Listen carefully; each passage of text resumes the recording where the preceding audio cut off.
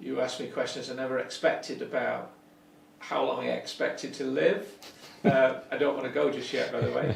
And secondly, you know, what sort of life did I want? And without those questions, you can't decide.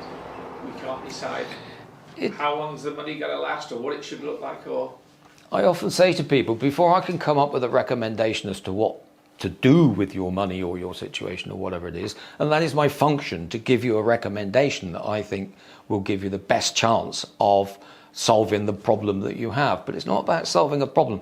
The initial discussion that we had, and I have with my clients, is we need to establish what is the goal, what is the target, what does life need to look like in order to be able to say we have succeeded, we've got to where we want to be. Once we understand what it is we're trying to get to and what life looks like, we can then do the mechanics of, well, how much money do we need in order for that to be able to happen?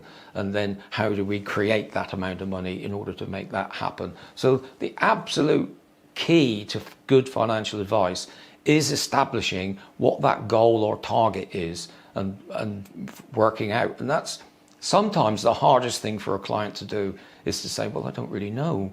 I just want lots of money. Well, what do you want it to do for you is really the question. I think a lot of us go through life not knowing what we want. So it is a difficult question. Many of us go through life by default, by accident. Stuff happens by accident, by default, and we pick up baggage and stuff along the way. And you know, when I say to people, right, I now need you to think about what life is going to look like down the road and what you want it to look like, that is often very alien to people and they find it difficult. But it's absolutely essential to establish what it is we are trying to achieve before we look at the mechanics of how we might achieve it.